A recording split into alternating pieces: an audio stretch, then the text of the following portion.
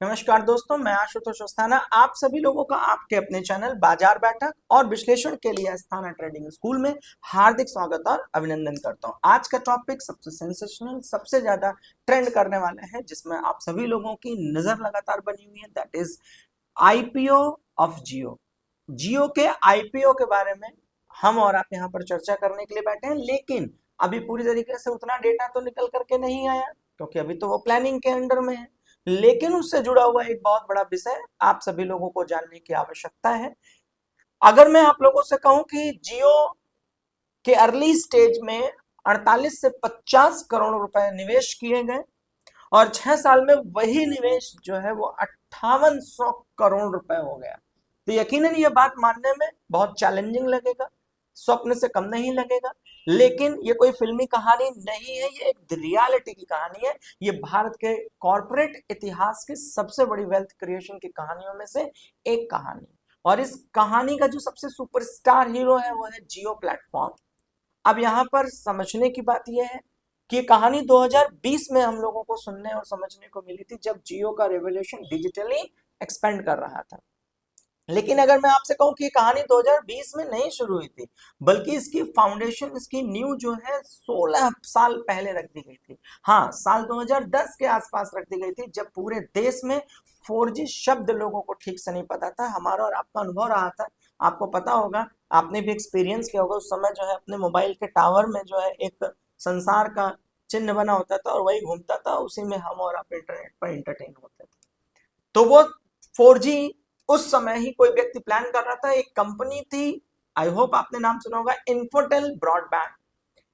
इस कंपनी ने पूरे भारत के लिए ब्रॉडबैंड स्पेक्ट्रम की नीलामी में अपने आप को बोली लगाई, और बाय ग्रेस बाय लक वो जीत भी गया। इसका मतलब वो जो ब्रॉडबैंड के स्पेक्ट्रम की नीलामी थी, अब वो इन्फोटेल ब्रॉडबैंड के नाम पर नीलाम हो गई। और नीलामी जीतने के कुछ ही घंटों के बाद रिलायंस इंडस्ट्री ने उसमें 95% की हिस्सेदारी खरीद ली, 95%। और 5% की एक हिस्सेदारी जो है वो रह गई एक व्यक्ति विशेष के पास, जिसका नाम था महेंद्र नाहटा। अब इस नाम को याद रखिएगा, पिक्चर का ये हीरो जियो के साथ ही बनने को तैयार है। उस समय शायद किसी ने सोचा भी नहीं होगा कि 5% की इतनी छोटी सी हिस्सेदारी आगे चल करके भारत की सबसे बड़ी डिजिटल कहानी का एक हिस्सा बन जाएगी।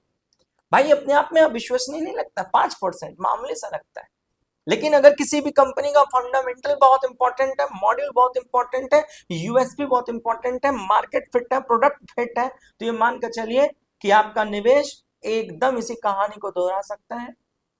अब अगर हम थोड़ा फास्ट फॉरवर्ड हो 2020 के पास, कोविड का दौर हम सभी लोगों को याद है। दुनिया की सबसे बड़ी कंपनी जियो में निवेश करने के लिए लोग लाइनों में खड़े थे, और एक तरफ लाइन महामारी की थी और एक तरफ जियो में निवेश करने की भी उस समय लाइन लगी हुई थी। मेटा हो गया, गूगल हो गया, केकेआर हो गया, विस्टा हो गया, सिल्वर लेक हो गया, सऊदी पीआईएफ का नाम आपने सुना होगा, वो हो गया। ऐसे दिग्गज निवेशक जो है आईपीओ में पैसा लगा रहे थे। इनमें से ज्यादातर निवेशक ने लगभग 488 रुपए से लेकर 549 रुपए प्रति शेयर के भाव पर उसी समय निवेश कर दिया था। सोच के देखिए कि क्या फ्यूचर है, क्या विजनरी है। और उस समय शेयर की कीमत 488 रुपए से लेकर 550 रफली कह लीजिए, लेकिन 549 रुपए प्रति शेयर के भाव पर निवेश किए गए। लेकिन उसी समय महेंद्र नाहटा के परिवार को, जब वो अर्ली स्टेज पर थे, तो जियो प्लेटफॉर्म के शेयर मात्र उनको 10 रुपए प्रति शेयर के भाव से मिले थे। सोच के देखिए कि वह निवेश कितना बड़ा निवेश हो गया। जहां दुनिया के सबसे बड़े निवेशक 500 रुपए के आसपास एंट्री ले रहे थे, वहीं एक निवेशक ने अर्ली एंट्री 10 रुपए पे ले रखी थी। अब सवाल उठता है, क्या ये कोई जादू था? तो भाई देखो, ये जादू वादू नहीं था। एक फंडामेंटली किसी भी कंपनी को समझना, उसके विजन को समझना, उसके मिशन को समझना और उसमें अर्ली स्टेज पर निवेश कर देना, ये उस स्ट्रैटेजी का एक सबसे बड़ा खेल था। ये था सबसे पहले सही बिजनेस को पहचानने का इनाम। ना शेयर मत खरीदिए, बिजनेस में पार्टिसिपेट करिए। यही फर्क होता है फाउंडर इन्वेस्टर का और पब्लिक इन्वेस्टर का। फाउंडर इन्वेस्टर अपने आप को उस कंपनी में निवेश करने से पहले उसे वो अपनी कंपनी मान लेता है, ऐसा स्टडी करता है। और पब्लिक इन्वेस्टर तो आप सभी लोग को पता है, उस पर मेरे को टिप्पणी करने की आवश्यकता नहीं है, दोस्त भी कंधे पे हाथ रख करके बोल देगा तो वो हम लोग ले लिया करते हैं। अब 2026 में आते हैं, जियो प्लेटफॉर्म ने अपना आईपीओ लॉन्च करने की प्रक्रिया शुरू कर दी है। लगातार आप अपडेटेड भी होंगे, न्यूज आप लोगों को मिल भी रही होगी। कंपनी ने सेबी के पास डीआरएचपी दाखिल कर दिया है। आईपीओ में 27 करोड़ नए शेयर जारी किए गए। अब सबसे बड़ी बात यह होती है कि इस शेयर में कोई भी पुराना निवेशक अपने शेयर नहीं बेच रहा है। हाँ, ये बहुत इंपॉर्टेंट बात है कि इस आईपीओ में कोई भी पुराना जो शेयर होल्डर है, जो निवेशक है, वो अपना शेयर नहीं बेच रहा है। वो क्या कर रहा है भाई फिर? और ये कितना इंपॉर्टेंट पॉइंट है, तो मैं आप सभी लोगों को एक प्रश्न के साथ बोलता हूं कि आप लोग मुझे नीचे चैट बॉक्स में बताइएगा कि यदि अगर कोई भी व्यक्ति जो पहले से ही उस निवेश के रूप में उसका हिस्सेदार है, उस कंपनी का हिस्सेदार है, और वो अपना निवेश नहीं बेच रहा है, तो ये आप कैसे लेते हैं? ये पॉजिटिव एंगल लेते हैं तो आप ऑप्शन नंबर ए टाइप करिएगा, और यदि अगर आप निगेटिव एंगल लेते हैं तो आप ऑप्शन नंबर बी टाइप करिएगा। इसका पूरा विश्लेषण स्थाना ट्रेडिंग स्कूल शाम 7:30 पर हम लोग लाइव क्लास में उपस्थित होते हैं। आप वहां आकर के भी पूरी तरह से डिस्कशन कर सकते हैं, जानकारी ले सकते हैं। अब यहां पर एक शब्द आता है ओएफएस, यकीनन आप सभी लोगों ने सुना होगा। ओएफएस का मतलब होता है offer for sale. Offer for sale का मतलब क्या होता है? इसका मतलब क्या हुआ? ऑफर फॉर सेल का मतलब क्या हुआ कि अगर किसी आईपीओ में ऑफर फॉर सेल होता है तो पैसा पुराने निवेशकों की जेब में जाता है। अब यहां फिर से आप लोगों के क्वेश्चन के साथ मैं बोलूंगा कि मान लीजिए कि अगर कोई भी फंड आया आईपीओ के जरिए और ओएफएस मतलब पुराने निवेशकों की जेब में चला गया वो पैसा, तब वो ज्यादा फ्रूटफुल होता है कंपनी के लिए, तो आप ऑप्शन नंबर 1 दबाइएगा। और अगर आपको लगता है कि नहीं, वो जो कंपनी में निवेश आ रहा है वो कंपनी में ही रहे, तब बेटर होता है, तो वो ऑप्शन नंबर बी दबाइएगा, सॉरी वो ऑप्शन नंबर 2 दबाइएगा। अब इस मामले में इस बात को समझिएगा कि जो आईपीओ के साथ निवेश आ रहा है वो जियो के मामले में पूरा पैसा कंपनी के पास ही जा रहा है, यानी कंपनी खुद मजबूत होगी, कंपनी स्ट्रैटेजी बनाएगी, अपने ग्रोथ प्लान में उसको खर्च करेगी।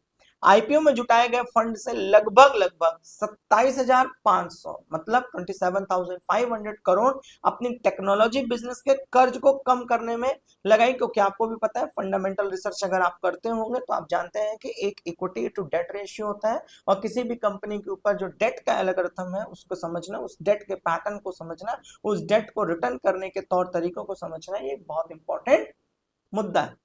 तो वो अपने डेट को खर्च करने में, कम करने में सबसे पहले उसका निवेश यूज करेगी। अब सबसे इंपॉर्टेंट जिस शब्द के बारे में, जिस निवेश के बारे में, अर्ली स्टेज के निवेश के बारे में हम और आप चर्चा करने के लिए बैठे थे, महेंद्र नाहटा, अब उसके बारे में बातचीत करते हैं कि इस परिवार ने 2020 में लगभग 47.87 लगभग रफली फिगर में कहें तो 48 करोड़ रुपए निवेश किया था, और आज अनुमानित वैल्यूएशन के आधार पर इनके हिस्सेदारी लगभग 5800 करोड़ रुपए के आसपास बैठती है। मतलब 48 करोड़ रुपए 5800 करोड़ रुपए हो गया, मतलब 121 गुना रिटर्न मिल गया। 121 गुना, नॉट इन परसेंटेज ना, 121 मल्टीप्लाइड टाइम्स। अब किसी व्यक्ति ने अगर आज के हिसाब से कैलकुलेट करें तो उस समय अगर उसने 1 लाख रुपए लगा दिया होता तो आज की डेट में उसकी वैल्यूएशन 1.21 करोड़ रुपए के आसपास होती। इसी कहते हैं कंपाउंडिंग का असली जादू, इसी कहते हैं अर्ली स्टेज में एंट्री कर जाना। लेकिन यहां निवेशकों को सबसे बड़ी सीख क्या लेनी चाहिए? सीख नंबर 1 कि भाई मल्टीबैगर शेयर ढूंढने से पहले मल्टीबैगर बिजनेस ढूंढिए। और सभी पूरे होड़ में लगे हुए हैं कि मल्टीबैगर शेयर कैसे ढूंढे जाते हैं। मैं आपसे कह रहा हूं मल्टीबैगर कंपनी, मल्टीबैगर बिजनेस ढूंढा जाता है। और अगर आपको इसमें भी कोई चैलेंज लगता है तो स्थाना ट्रेडिंग स्कूल के ऑफलाइन ऑनलाइन आप किसी भी बैच के माध्यम से जुड़कर आप यकीनन कंपनी के फंडामेंटल को सीख सकते हैं। उसके लिए नीचे बोर्ड लाइन नंबर है, आप उस पर कॉल करके अधिक जानकारी ले सकते हैं। और डेली शाम में 7:30 पर हम लोग लाइव भी उपस्थित होते हैं उन स्टूडेंट के लिए जो किसी वजह से हमारे ऑफलाइन और ऑनलाइन बैच में नहीं जुड़ पा रहे हैं। अब सीख नंबर 2, बड़ी दौलत ट्रेडिंग से कम और ओनरशिप से ज्यादा आती है। इसलिए ट्रेडिंग को एक छोटा सा भाग बनाइए, और किसी भी कंपनी के फंडामेंटल रिसर्च करके निवेशक के रूप में काम करना ज्यादा इंपॉर्टेंट होता है, लेकिन हर सेगमेंट की अपनी अपनी एक व्यवस्था है। आप मुझे बताइएगा कि ट्रेडिंग से ज्यादा पैसा बनता है तो आप option number x chat box में दबाइएगा, और अगर इन्वेस्टमेंट में सबसे ज्यादा पैसा बनता है तो आप ऑप्शन नंबर वाई दबाइएगा, मुझे नीचे चैट बॉक्स में जरूर बताइएगा।